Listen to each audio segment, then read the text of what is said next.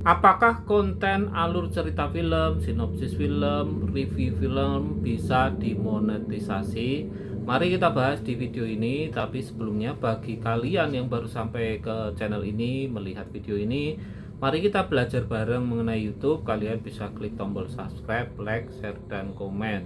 Silakan bagi yang pengen tanya-tanya ke kolom komentar. Yang pengen berbagi pengalaman juga silakan berbagi pengalamannya di kolom komentar.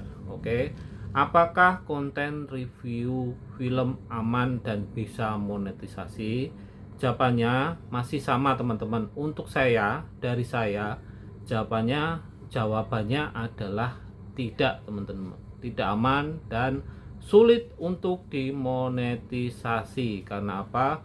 Karena kalian menggunakan konten atau karya orang lain tanpa ada izin resmi dari pemilik kontennya, pemilik filmnya. Walaupun kalian sudah menyertakan kredit di kolom deskripsi, menjelaskan secara detail mengenai film tersebut di kolom deskripsi kalian.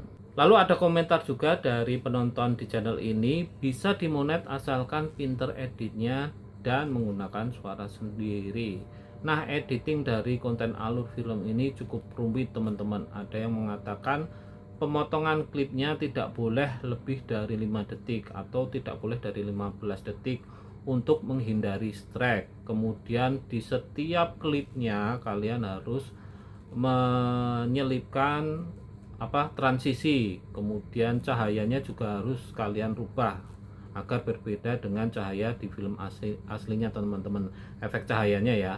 Kemudian kecepatannya juga harus kalian rubah slow motion atau kalian percepat. Kemudian kalian bisa menambahkan capture screen juga di sana. Kemudian kalian juga menambahkan sound effect dan tentu saja harus menghilangkan suara aslinya menggunakan suara kita sendiri.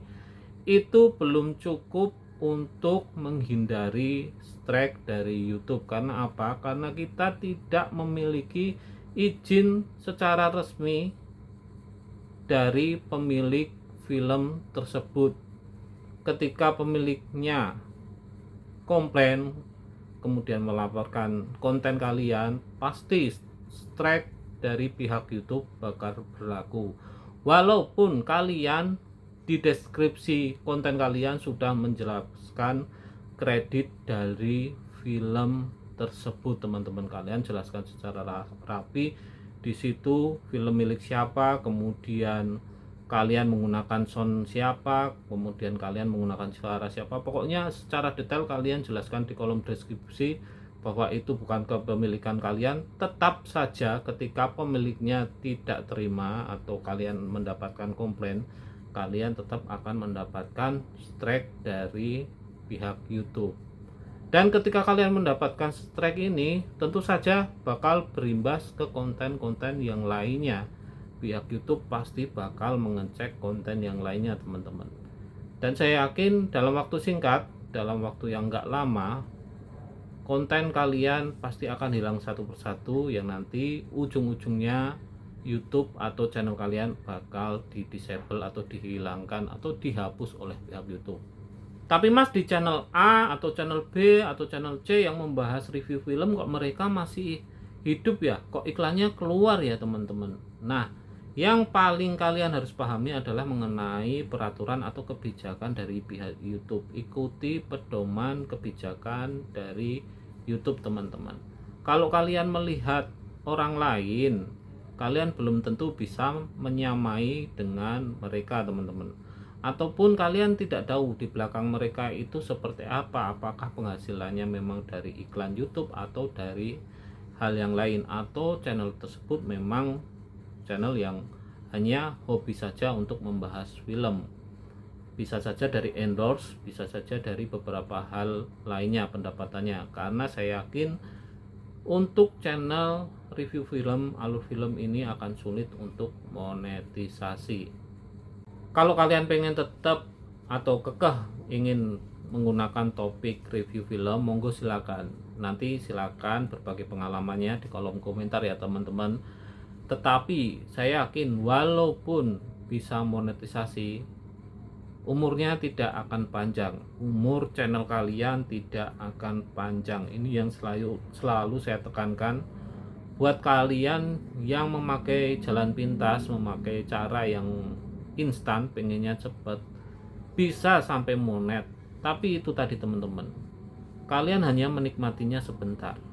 Umur channel kalian tidak akan panjang.